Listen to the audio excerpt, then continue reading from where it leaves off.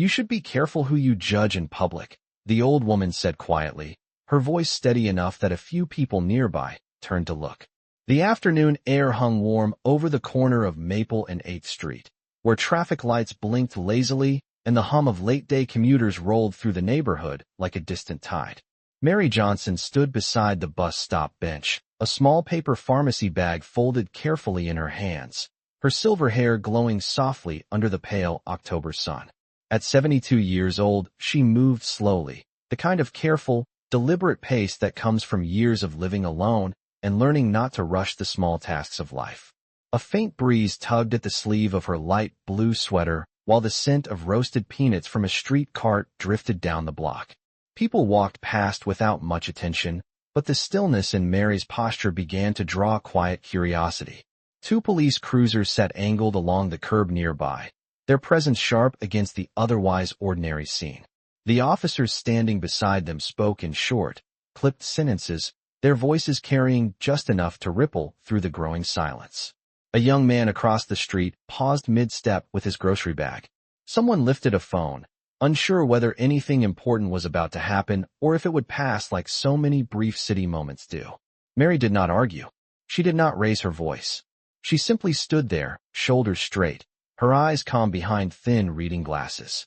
The pharmacy bag rustled faintly as she shifted it from one hand to the other, careful not to crumple the receipt tucked inside. "Ma'am, we're asking you a question," one officer said, his tone firm but edged with impatience, as if the entire afternoon schedule of the city had been delayed by this quiet woman and her unhurried way of answering. Mary looked up at him for a moment, studying his face with the patience of someone who had lived long enough to see tempers rise and fall like weather. Behind her, the metal bench creaked softly when the wind brushed against it. A bus rumbled somewhere several blocks away. The rhythm of the city continued, but here on this corner the atmosphere had tightened into something heavier. Mary drew a slow breath, the way her doctor had taught her during checkups at the small clinic 3 miles away. Inhale for 4 seconds. Exhale slowly. She had practiced it often since the winter her husband passed, when silence filled the small house on Alder Street, and she learned how powerful patience could be. The officer shifted his stance, clearly expecting a faster response, but Mary simply nodded once, as if acknowledging a question that did not require anger to answer. "I understand what you're asking," she said gently. Her voice carried the warmth of someone who had spent decades raising a child, teaching Sunday school, and greeting neighbors by name even when the world rushed past too quickly to notice. The growing crowd exchanged glances. Nothing dramatic had happened. No shouting, no chaos. Only an unusual stillness around a woman who refused to let the moment turn into something louder than it needed to be. Mary slowly reached into the pocket of her sweater and pulled out a small flip phone, the kind many people no longer carried. The screen flickered to life, reflecting faintly in her glasses. One of the officers gave a short laugh, the sound bouncing awkwardly against the quiet street. "Go ahead," he said, half amused. "Call whoever you think needs to hear about this." Mary did not respond to the tone. Instead, she pressed a single number and lifted the phone to her ear. The call rang once, twice, 3 times. Around her, the breeze shifted again, lifting the corner of the receipt inside the pharmacy bag. Cars rolled through the intersection, unaware that in the next few moments, the quietest decision on that sidewalk was about to change the entire atmosphere of Maple and 8th Street. Mary held the phone to her ear while the faint ringing pulsed softly through the tiny speaker, each tone stretching across the quiet sidewalk like a slow heartbeat. Around her, the corner of Maple and 8th Street continued to breathe in its usual rhythm, yet the people standing nearby had begun to sense that something about this moment was different. The young man with the grocery bag shifted his weight and leaned slightly against a lamppost, watching with the cautious curiosity that city life teaches people to carry. A delivery truck rolled past at 15 miles per hour, its tires humming against the pavement before disappearing down the next block. The officers near the cruisers exchanged brief looks, their earlier impatience softening into something closer to casual amusement. One of them folded his arms across his chest while the other rested a hand against the open door of the cruiser, the metal reflecting the pale afternoon sunlight. Mary listened carefully to the ringing on the line, her face calm, her breathing slow and measured. For anyone who had known her for years, this quiet patience would have looked familiar. Mary Johnson had always been the kind of woman who moved through life without raising her voice. She had worked nearly 3 decades at the public elementary school 3 miles away, first as a cafeteria assistant and later as the woman every child recognized at the front desk.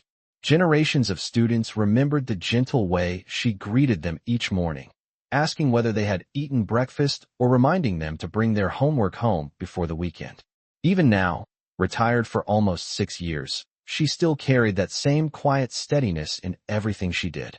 The pharmacy bag in her hand contained a bottle of heart medication and a small container of arthritis tablets, the labels printed clearly in black letters that caught the sunlight. Earlier that afternoon, she had walked half a mile from her small white house on Alder Street to the pharmacy, taking her time the way her doctor recommended. Exercise, fresh air, patience. The simple habits that kept her body strong enough to live alone with dignity. The phone continued to ring, and Mary waited without frustration. Somewhere down the line a call connected with a soft click. Her shoulders relaxed slightly as she brought the phone closer to her ear. For a moment she did not speak, listening instead to the sound of someone answering on the other end. A voice responded, calm and alert, carrying the clarity of someone who had learned long ago to notice every detail in a conversation. Mary smiled faintly, the kind of small smile that appears only when a mother recognizes a familiar voice. "Danny," she said gently, her tone warm despite the curious crowd that had gathered around her. The officers glanced at each other again, hearing the name but finding nothing remarkable in it. To them it sounded like an ordinary phone call, another small moment that would soon fade into the long list of uneventful shifts that filled most afternoons in this part of town. Mary's voice remained steady as she continued speaking into the phone. "I am standing at the corner of Maple and 8th Street. I think there has been a misunderstanding." She paused, listening to the response from the other end of the line. The breeze brushed past again, lifting a strand of silver hair near her temple while the faint scent of roasted peanuts drifted across the sidewalk. Her eyes moved calmly across the street, taking in the quiet storefronts, the red brick library 2 blocks away, and the bus stop sign that leaned slightly to the left after years of winter storms. It was the same neighborhood she had lived in for more than 40 years, the same streets where her son once rode his bicycle on summer evenings while she watched from the porch with a glass of iced tea. "No, I am all right," she added after another pause, her voice soft but clear enough that several people nearby heard it. The officer leaning against the cruiser chuckled quietly under his breath and shook his head as if the entire scene had become nothing more than a slow-moving distraction. Mary listened again to the voice on the phone, and this time the small smile on her face deepened slightly, the way a mother smiles when she knows her child has understood exactly what she meant to say. The faint connection on the phone lingered for another moment before Mary slowly lowered the small device from her ear and folded it carefully back into the pocket of her sweater. The calm expression on her face had not changed, but the subtle confidence in her eyes was now easier to notice. Around her, the quiet tension on the corner of Maple and 8th Street continued to stretch across the sidewalk like a thread waiting to be pulled. The young man holding the grocery bag shifted again, curiosity slowly replacing the casual boredom he had carried when he first stopped walking. A woman standing near the bus stop sign adjusted the strap of her purse while glancing toward Mary, as if sensing that the ordinary rhythm of the afternoon had taken a strange and quiet turn. One of the officers resting near the cruiser let out a short breath and glanced down the street, clearly expecting the moment to fade away the way most street-side interruptions did. The traffic light changed from red to green, and a sedan rolled through the intersection at about 20 miles per hour, its engine humming softly before disappearing past the brick library 2 blocks away. Mary remained exactly where she had been standing, the small pharmacy bag still resting lightly in her hand. She did not attempt to leave, and she did not raise her voice. Instead, she looked calmly toward the officers as if waiting for the next step in a conversation that had not yet reached its conclusion. The breeze shifted again, carrying the scent of autumn leaves from a nearby row of maple trees that lined the sidewalk farther down the block. For a moment, the entire corner seemed suspended in an odd stillness, the kind of pause that often comes before something changes in ways no one has predicted. Across the street, the glass window of a closed antique store reflected the scene back toward the sidewalk. The cruisers, the curious bystanders, and the quiet figure of Mary Johnson standing with the patience of someone who had spent decades learning how to wait without fear. One of the officers finally spoke again, his voice carrying a mixture of mild irritation and disbelief that the situation had not already resolved itself. "So you called someone," he said, his tone light, almost joking. Mary nodded once, her silver hair catching a glint of sunlight as she moved. "Yes," she answered simply. The officer tilted his head slightly, as if expecting her to elaborate, but she said nothing more. Her silence was not defiant. It was the calm silence of someone who knew that words were sometimes unnecessary. The second officer leaned back against the cruiser and glanced toward the far end of Maple Street, where the long straight road stretched past rows of small storefronts and apartment buildings. The late afternoon sky above the rooftops had begun to soften into a pale gold color, the kind that appears when the sun starts lowering behind the western hills outside the city. The corner remained quiet, but the subtle awareness among the people watching had grown stronger. The young man, near the lamppost, lifted his phone slightly, not recording yet, just holding it ready, as if instinct told him that something worth remembering might happen soon. Mary noticed none of this. Her attention rested somewhere farther down the street, beyond the parked cars and the distant traffic lights. In her mind, she could already picture the person who had answered the call. Daniel Johnson had always been a man who listened carefully before speaking, even when he was a boy riding his bicycle down Alder Street while she watched from the porch. He had grown tall, taller than his father had ever been, and his quiet focus had carried him far beyond the small neighborhood where he grew up. Mary did not know exactly where he had been earlier that day. She only knew that when he heard her voice on the phone, the calm shift in his breathing told her everything she needed to understand. Somewhere beyond the long stretch of Maple Street, an engine turned over with a deep mechanical rumble. The sound was distant at first, almost lost beneath the usual noise of the city, but slowly it began to move closer. None of the officers noticed it yet. None of the bystanders understood it either. But Mary Johnson lifted her eyes slightly toward the far end of the road, her calm expression unchanged, as if she had been expecting that sound all along. The low mechanical rumble that had begun at the far end of Maple Street slowly grew clearer, echoing between the rows of brick storefronts and glass windows that lined the long stretch of road. At first it blended into the ordinary sounds of the city, another engine among hundreds that passed through the neighborhood every hour. But as the seconds moved forward, the tone carried a deeper weight that caused a few heads to turn.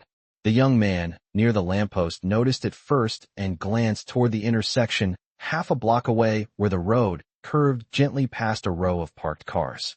A dark vehicle appeared in the distance, moving steadily within the speed limit as it followed the straight line of the street.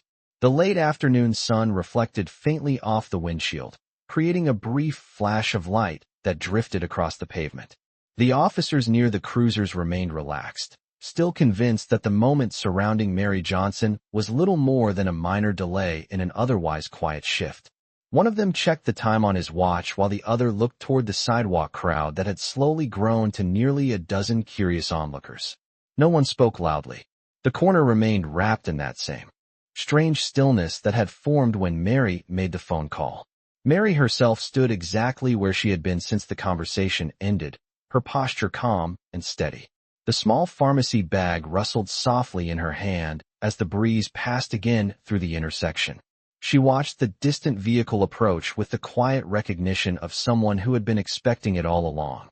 Her eyes did not show excitement or worry. Instead, they held the calm patience of a mother who trusted the person she had called.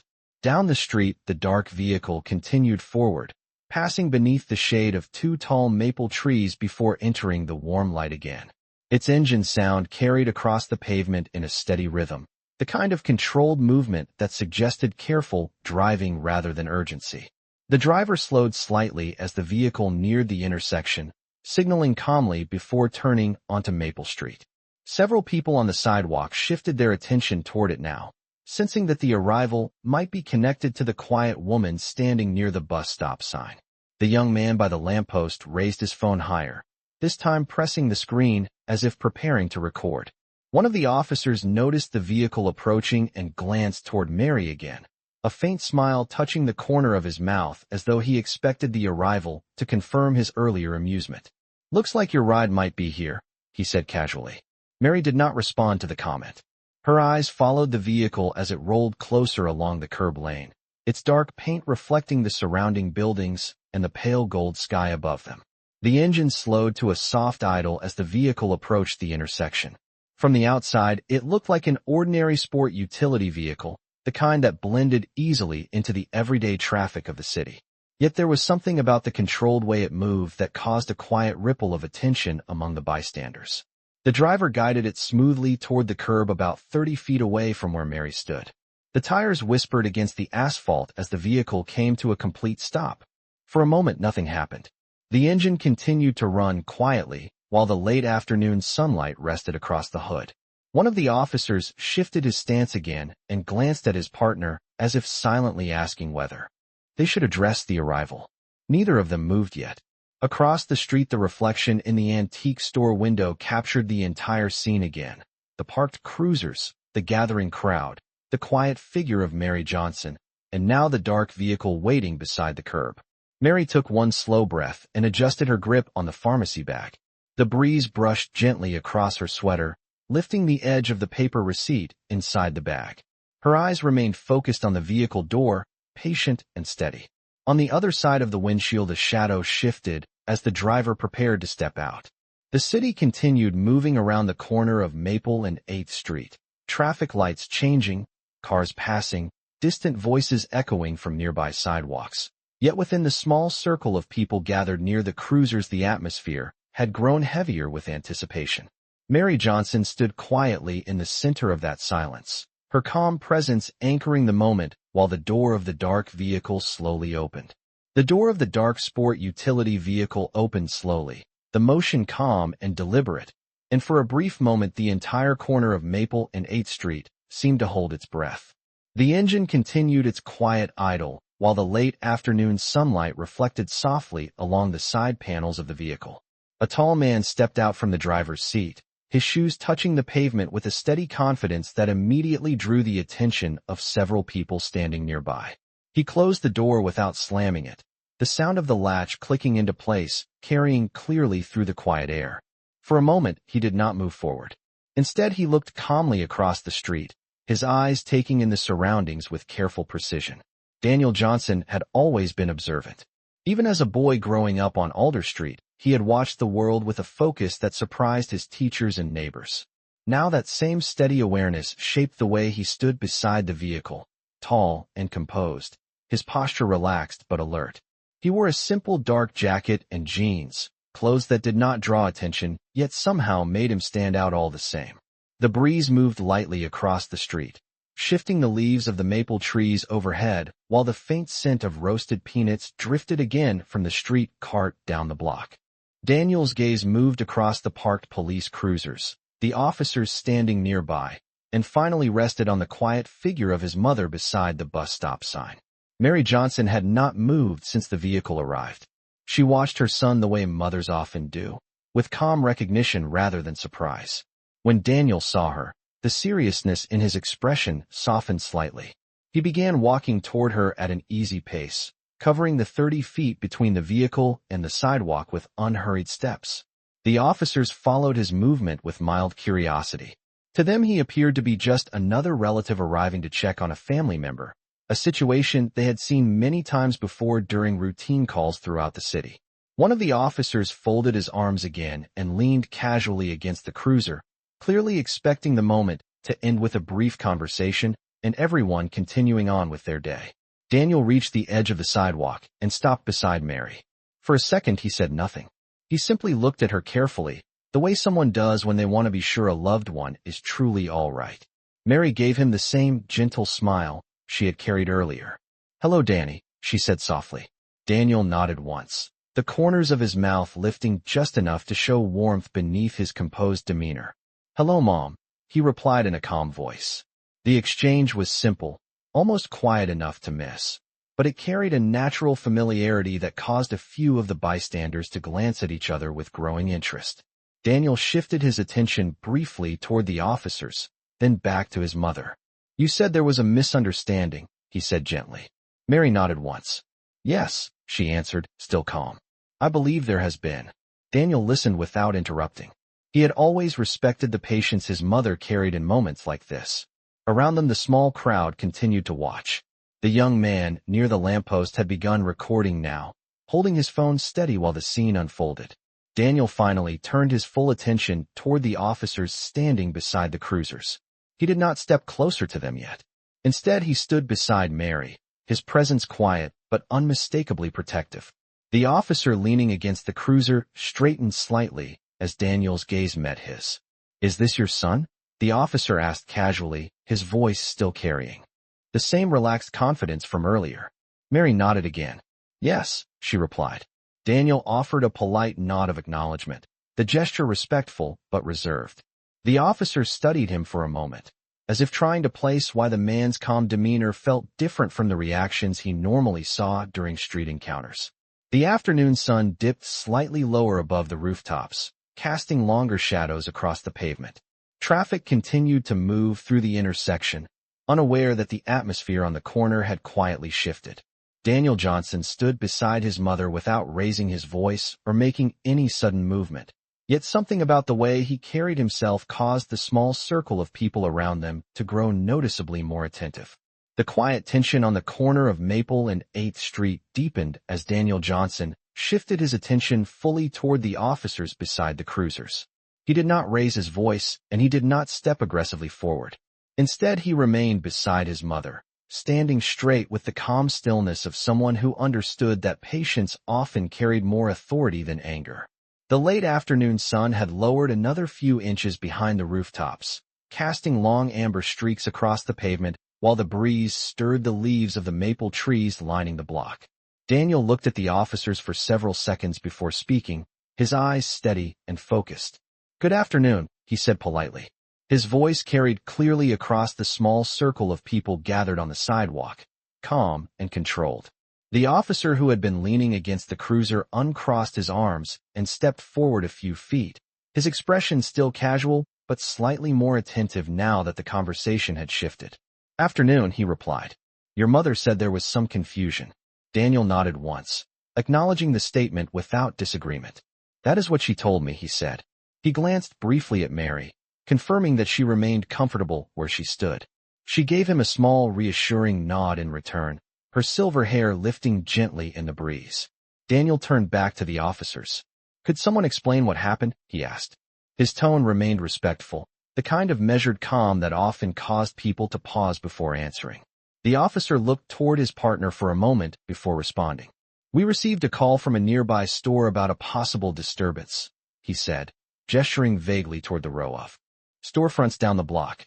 "We came to check things out." Daniel listened without interrupting. The explanation was brief, but he treated it with careful attention, the way he had been trained to absorb information before reacting. The bystanders nearby continued watching closely. The young man with the phone recording the scene adjusted his grip slightly, making sure the camera captured both Daniel and the officers. The city continued moving around them.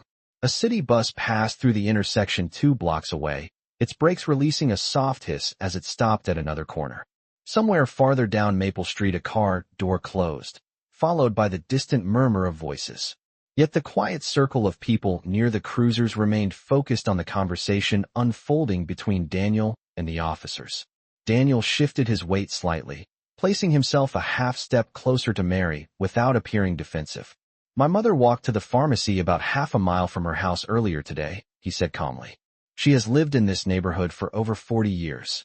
The officer nodded slowly, as if processing the information. "We are just doing our job," he replied. "Nothing personal." Daniel accepted the response with a small nod. "I understand," he said. The officer studied him for a moment, noticing something unusual about the man standing across from him. It was not the words themselves, but the quiet confidence behind them, the kind of presence that did not need to be loud to be taken seriously. Daniel continued speaking in the same calm tone. "Would it be possible for us to review what led to the misunderstanding?" he asked. The officer glanced briefly at the cruiser, then back at Daniel. "There is a body camera recording from when we arrived," he said. Daniel nodded again, acknowledging the statement without pushing further. Mary stood quietly beside him, the small pharmacy bag still resting in her hand. She watched the conversation with the same patience she had carried throughout the entire afternoon. The breeze moved gently across the street again, brushing past Daniel's jacket, while the warm light of the setting sun continued to stretch across the pavement. For a moment, the officers remained silent, exchanging a brief look with each other, as if reassessing the situation. Daniel did not rush them. He simply waited, standing beside his mother with the quiet composure of someone who understood that the truth often revealed itself best when people were given time to see it clearly. The officers exchanged another brief look after Daniel's request, the kind of silent conversation that happens when people begin to realize a situation may not be as simple as they first assumed. The late afternoon light continued to stretch across the street, painting long shadows from the cruisers onto the sidewalk. One of the officers finally nodded toward the vehicle parked behind him. "There is a recording," he said again, his voice quieter now. "Standard procedure." Daniel gave a small nod in return, acknowledging the statement without pressing the point further. His calm expression had not changed, but the atmosphere around the small group had begun to shift. The young man recording from near the lamppost stepped a little closer, careful not to interfere, while another bystander quietly folded her arms and watched with growing attention. The officer walked toward the cruiser and reached through the open driver's side door, retrieving a small device connected to the body camera system. The movement was routine, something he had done many times before during ordinary reports. Yet the quiet crowd watching made the action feel more deliberate than usual. He returned to the sidewalk and paused briefly before activating the screen. The small display flickered to life, reflecting the pale gold light of the setting sun. Daniel remained beside his mother, his posture relaxed yet attentive. Mary stood calmly, her eyes resting gently on the scene without any sign of tension. The breeze passed again through the intersection, stirring the leaves overhead and brushing softly against the side of the cruiser. The officer glanced once more at his partner before pressing a button on the device. The recording began to play, its audio low but clear enough for the people nearby to hear. The video showed the moment earlier that afternoon when the officers first arrived near the bus stop. The camera angle shifted slightly with each movement of the officer wearing it, capturing the sidewalk, the storefront windows, and the quiet figure of Mary Johnson standing with her small pharmacy bag. The bystanders leaned forward slightly as the scene unfolded on the screen. What appeared in the recording was not loud or dramatic. Instead, it showed the same calm patience Mary had displayed throughout the entire afternoon. Her voice sounded gentle and steady when she answered the officers' questions. She stood exactly where she had been earlier, the bag in her hand, the bus stop sign behind her. The officer watching the playback slowly straightened his posture as the recording continued. Something in the footage seemed to draw his attention more carefully now. Daniel observed the screen without speaking. His eyes moved across the small display with quiet focus, absorbing each detail the way he had been trained to do throughout his life. The recording showed Mary calmly explaining that she had just left the pharmacy and was walking home. It showed her reaching into the bag to check the label on her medication bottle. It showed the street around her continuing in its ordinary rhythm while she answered questions politely. The officer's partner shifted his stance beside the cruiser, the earlier casual confidence in his posture slowly fading into something more thoughtful. The small crowd watching had grown silent, their attention fixed on the glowing screen. The recording continued for several more seconds, showing the quiet interaction from beginning to end. When the clip finished, the device screen dimmed slightly in the fading sunlight. No one spoke immediately.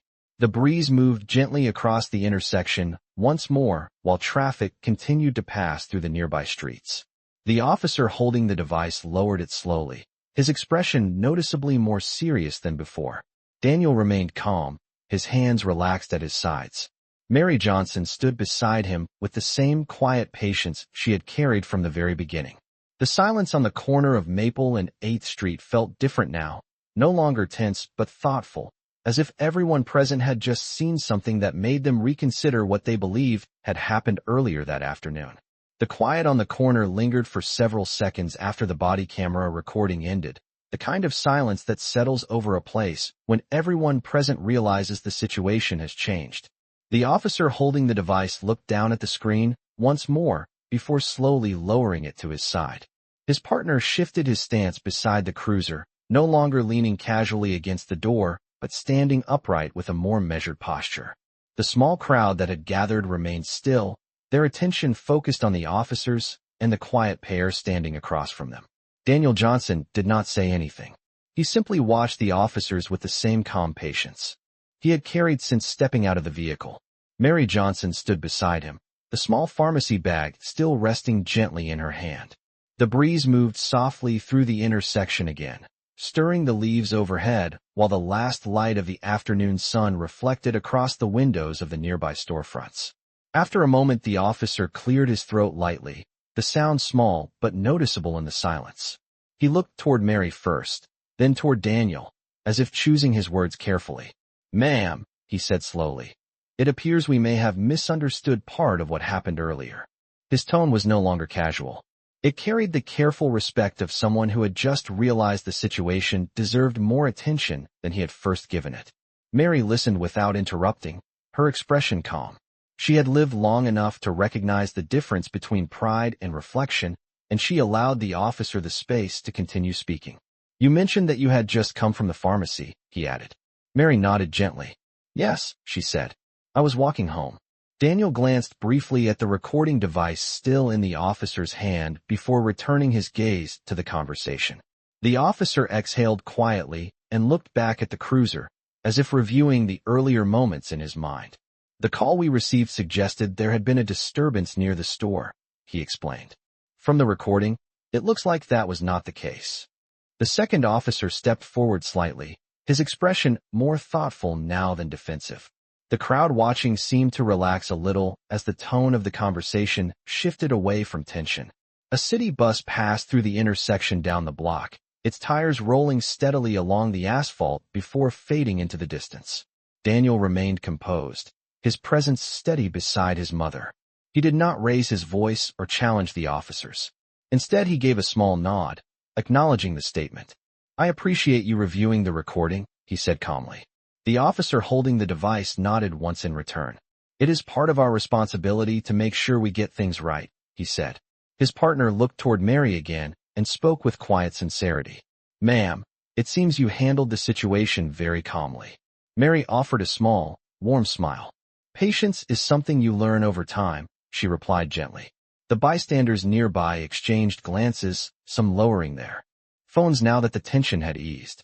The young man, near the lamppost, slowly lowered his device, though he continued watching the conversation with interest. The sunlight had begun to soften into the early colors of evening, casting a golden glow across Maple and 8th Street. Daniel finally shifted his stance slightly, placing one hand lightly against the side of his jacket as he looked toward his mother. "Mom, are you ready to head home?" he asked. Mary nodded once more. "Yes," she said. The officer holding the device stepped back a half pace, giving them space. The quiet understanding that had settled over the scene felt almost tangible now. The misunderstanding that had drawn attention to the corner of Maple and 8th Street was slowly dissolving into something calmer, something closer to the ordinary rhythm of the city, returning after a brief pause. Mary Johnson adjusted the pharmacy bag in her hand, while Daniel turned slightly toward the parked vehicle down the curb. For the first time since he arrived, the corner felt peaceful again, as if the street itself had been waiting for the moment when patience and clarity would quietly restore its balance. Daniel opened the passenger door of the dark sport utility vehicle and waited while Mary Johnson stepped slowly from the sidewalk toward the curb, her pace calm and steady just as it had been all afternoon. The breeze moved gently across Maple and 8th Street, carrying the faint rustle of leaves and the distant sound of traffic several blocks away. The small crowd that had gathered near the cruisers began to disperse, people quietly returning to their routines now that the tension of the moment had dissolved. The young man who had been recording lowered his phone and slipped it back into his pocket, giving Mary a small respectful nod as he passed. Daniel noticed the gesture and returned it with quiet appreciation before turning his attention back to his mother. Mary paused beside the vehicle for a moment, adjusting the pharmacy bag in her hand while the golden light of the setting sun reflected softly across the windshield. She looked toward the officers once more, not with resentment, but with the same calm patience she had carried from the beginning. The officer who had reviewed the recording stood a few steps away, his posture more thoughtful now than it had been earlier. He gave Mary a brief nod, an acknowledgement that carried more meaning than words might have. Mary returned the gesture with a gentle smile before stepping into the passenger seat. Daniel closed the door carefully and walked around the front of the vehicle, his footsteps quiet against the pavement. As he reached the driver's side door, he paused briefly, glancing back toward the corner where the entire scene had unfolded. The cruisers remained parked along the curb, their lights dark, the officers standing beside them in quiet conversation. The atmosphere on the street had returned to the familiar rhythm of an ordinary evening. Daniel opened the driver door and slid behind the wheel, the soft sound of the engine humming beneath the hood as he adjusted the mirrors. For a moment, neither he nor Mary spoke. The quiet inside the vehicle felt comfortable, the kind of silence shared between people who understood each other without needing to fill every moment with words. Outside the windshield, the sky had begun to deepen into the warm colors of early evening, orange and gold stretching above the rooftops of the neighborhood Mary had called home for more than 4 decades. Daniel finally glanced toward his mother. "Did you get everything you needed from the pharmacy?" he asked gently. Mary lifted the small paper bag slightly and nodded. "Yes," she said. "Just my medicine." Daniel smiled faintly at the simplicity of the answer. He placed the vehicle into drive and eased away from the curb at a slow, careful pace, the tires rolling quietly along the asphalt. As they passed the cruisers, Mary looked out the window once more, watching the corner of Maple and 8th Street drift behind them. The place already looked different now, less like the center of attention and more like the ordinary city corner it had always been. Daniel turned onto the next street leading toward Alder Road, guiding the vehicle through the calm evening traffic at a steady 25 miles per hour. The streetlights flickered on one by one as the daylight faded, casting soft pools of light along the sidewalks. Mary leaned back comfortably in her seat, her hands folded loosely around the pharmacy bag. After a moment, she spoke again in the gentle voice Daniel had heard since childhood. "You did not need to rush here so quickly," she said quietly. Daniel kept his eyes on the road ahead, though a small smile touched his face. "You called," he answered simply. Mary nodded as if that explanation contained everything necessary. Outside the vehicle, the neighborhood passed by in familiar shapes, small houses with front porches, trees arching over the street, and the quiet glow of windows as families settled into their evening routines. Daniel drove steadily toward the white house on Alder Street where Mary had lived for most of her life. The city continued around them in its usual rhythm, but inside